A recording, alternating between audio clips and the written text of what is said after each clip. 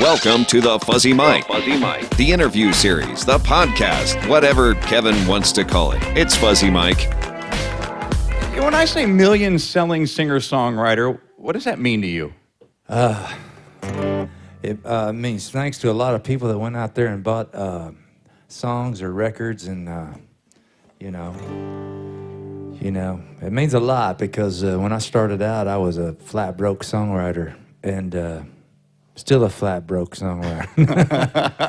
No, it means a lot that people went out and bought records, and artists have recorded my songs over the years, and it's just great. It's great to get to do what you love to do, and I've been fortunate enough to play music my entire life. When you moved from here in Illinois to Nashville, about a 3-hour drive, Yeah. what was the dream?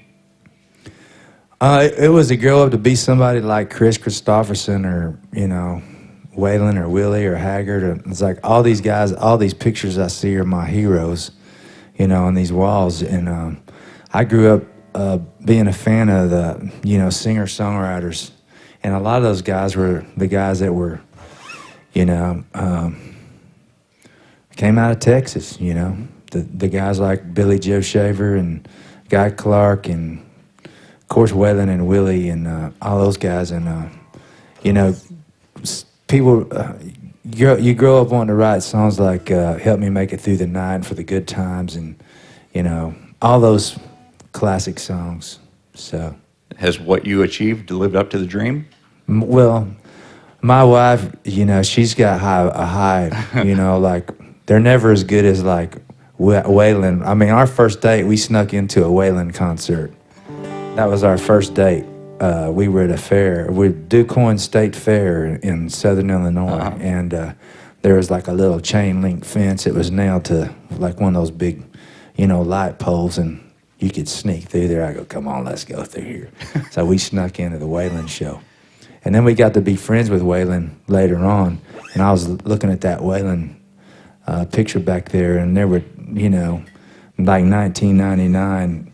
I'd get a call at 5 o'clock, and Waylon go, hey, what you doing? I go, yeah, I'm sitting over here, what you doing? He goes, you guys want to go eat some barbecue? And there was a place in Nashville called Fate's Pig and Pie. And Fate Thomas was the sheriff in Nashville at the time, but he had a barbecue place.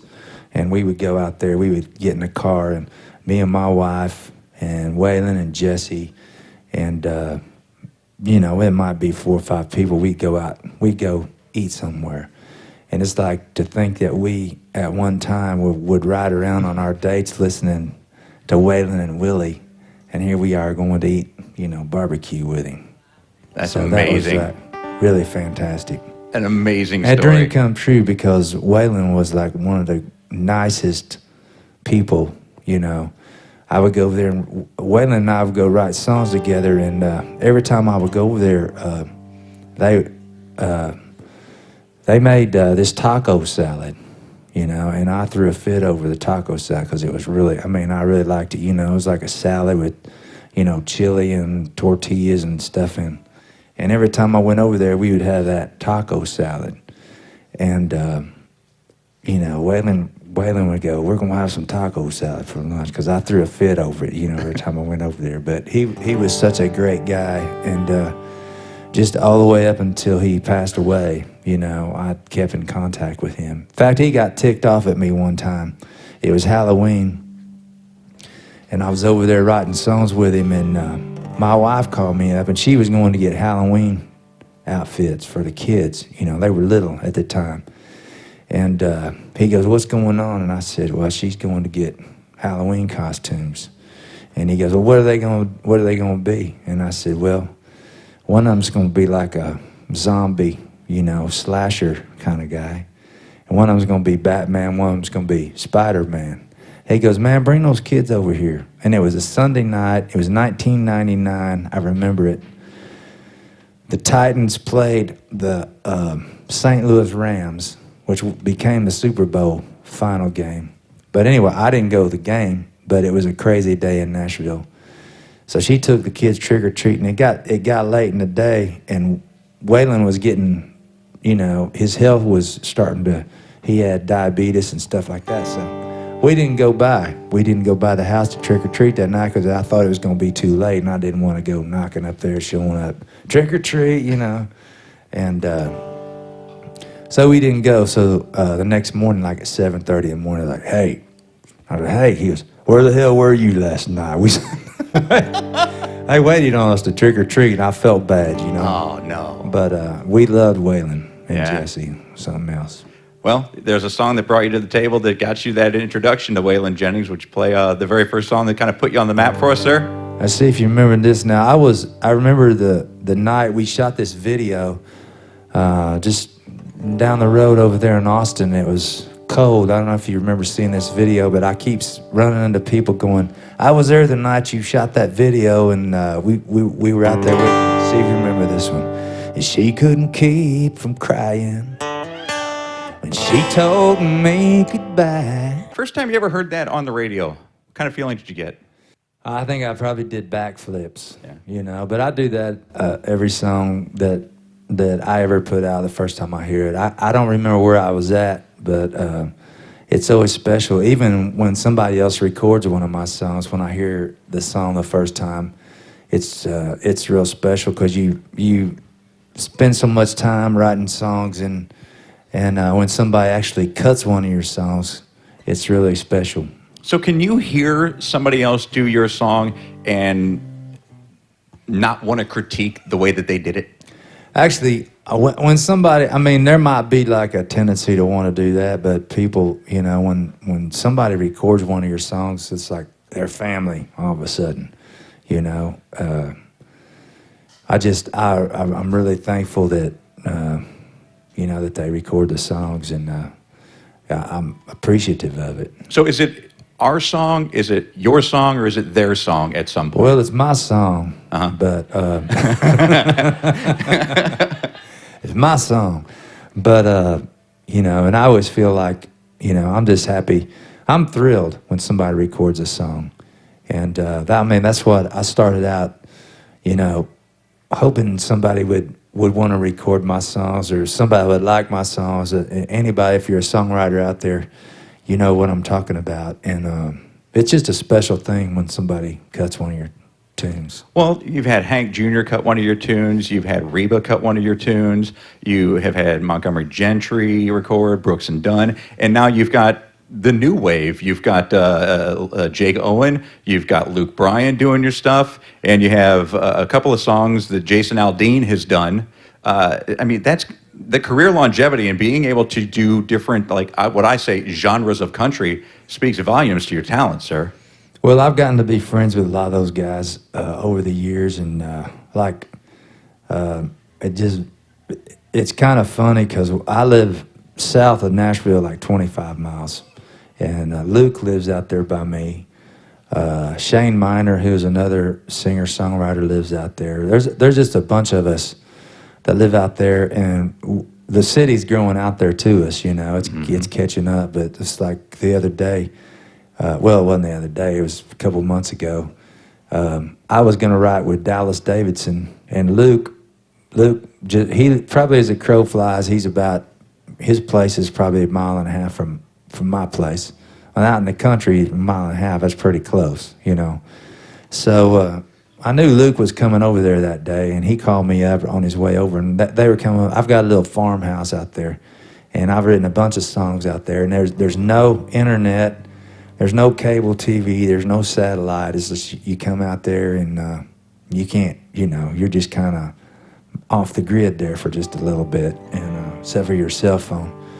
And Luke called me up. He goes, hey, man, I got an idea. He was on his way over, and I see him every now and then, you know, out there riding around or something.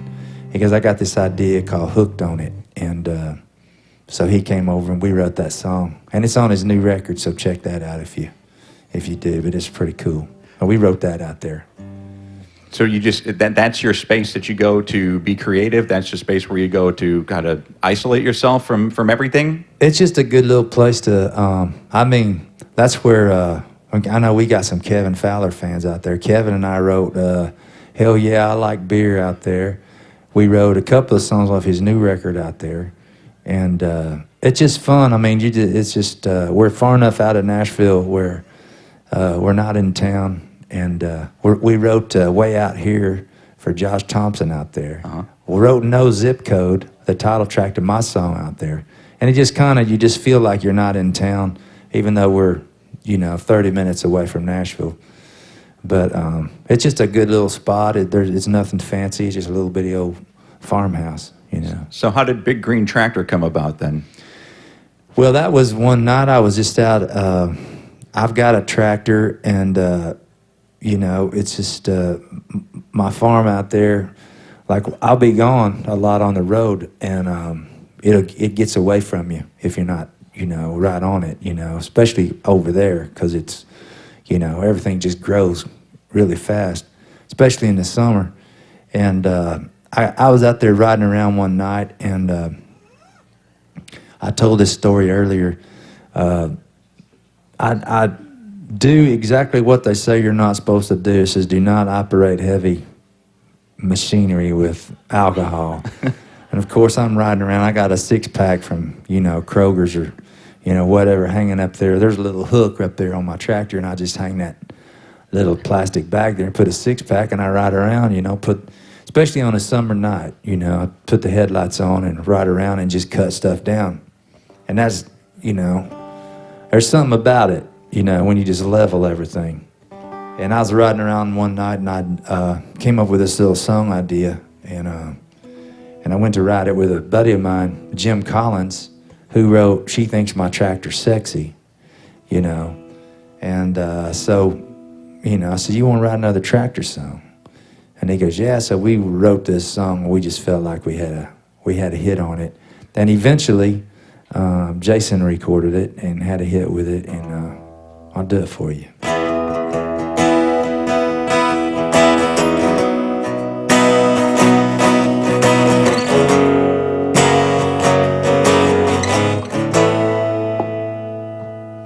She had to shine a little beamer with a ragtop down. We talked to Aldine earlier this week, and it was shortly after his ACM Entertainer of the Year award. And Jason's always going to be synonymous with Las Vegas, the tragic event that happened there. And we asked him, what was it like going back? And he said it was his opportunity to finally put closure on that tragic event.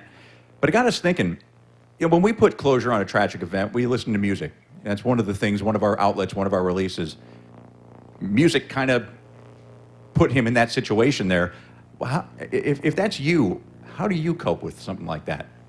I don't know how he got through that. I mean, that was just one of those things. I felt really sorry for him the night that happened, and I've talked to him and the guys in his band. His bass player has a bullet hole in his bass, which is crazy. And actually, the bullet went up through the stock of the bass. It went that way because they're solid body basses. But I don't know how. I mean, I don't know how you'd ever get anything like that out of your mind. And I feel sorry for those guys and all those people that were there. It was crazy. Yeah, but Nashville had to did Nashville shudder as a city when that happened? I think everybody did. Yeah. There's so many people that I know that were there when it happened, and so many people in Nashville, and everywhere are related to somebody who might have been there, and you just think, man, how could that happen? But it was a heartbreaking deal. Very heartbreaking, and Jason is handling it very well. He and he's not shying away from talking about it, but he did say that he expects that one day that we will all be able to move on from that and not make that a synonymous Jason Aldean event, but a triumph of country music over ugly. It also got me thinking about probably the guy who may be able to handle something like that the best in Nashville, and that would be Kenny Chesney, because you always just get the feeling that Kenny is just like the most complete laid-back person, and if he did have to go somewhere dark like that, he would have that escape. He really is. He's a great guy. He's just over the years, he's recorded so many of my songs, and just knowing him that way, he is what you see. He's just a laid back guy. How did your friendship start with Kenny? Well, I mean, we crossed paths over the years, you know, touring. You know, everybody, you know, going back to the '90s, you know, doing shows, and you know, you do so many shows that you know you see somebody backstage, hey man, how you doing? And when he recorded a song of mine called "Just Not Today," maybe about 2004, 2005. And that was the first song of mine he'd ever recorded. But I remember, you know, just watching him start his rise with "Now I Know How, you know, Forever Feels," and a lot, "No Shirt, No Shoes," and he's just a talented guy. And but when he recorded that song, then he recorded another song of mine, "Living in Fast Forward." Mm-hmm. Then he recorded "Live a Little." He recorded "Till It's Gone," "Pirate Flag," "Bar at the End of the World." There's a bunch of those songs. So do you write songs and throw them his way, or does he come to you and say, "Hey, David Lee, I need a song"? Well, I mean, if I know he's cutting or anybody like that, I try to like particular people like the one song I wrote a song for Jason is like I just wrote this.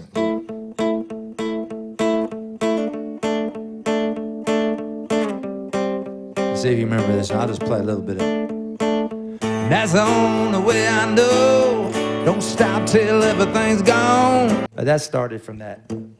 That's it. That's how that whole thing comes about. Yeah, just that guitar riff. So "Living in Fast Forward," how'd that come about? Well, I was writing with a buddy of mine, Rivers Rutherford, and we gotten together to write one day. And when we get together in Nashville, we sit there and drink coffee and talk about who was playing who won, who lost, what happened to so-and-so pitcher, you know, what happened to the quarterback, who got hurt, whatever.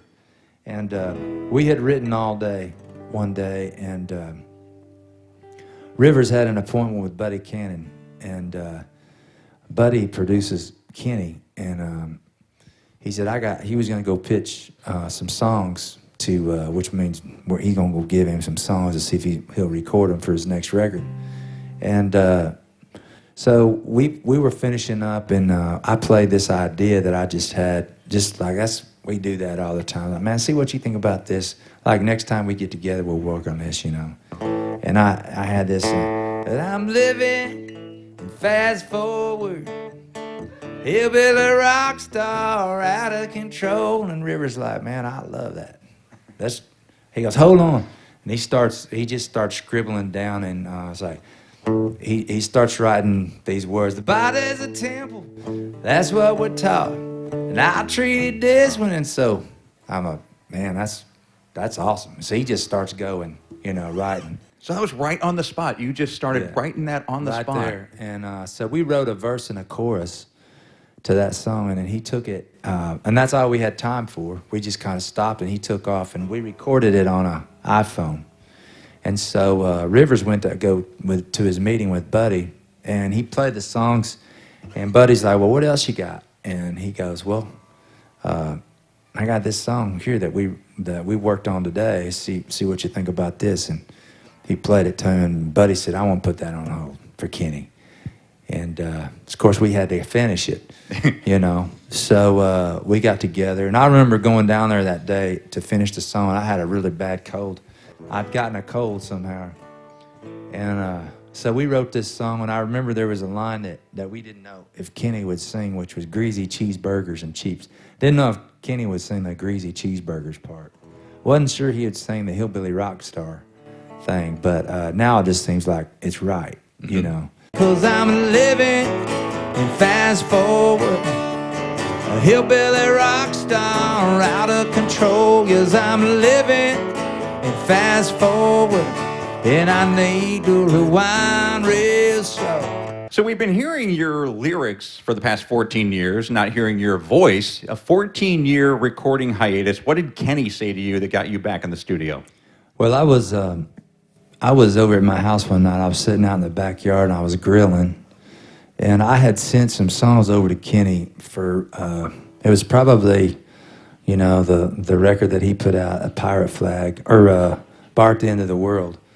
And we had been working on our project the whole time. I mean, well, I take that back. No, this was before that. I sent the songs over there to Kenny, and he said, you know, you've been sending songs to me for the last couple of years, and I've been recording them. And he goes, you need to make another record. He goes, how long has it been? And you know, it had been a few years.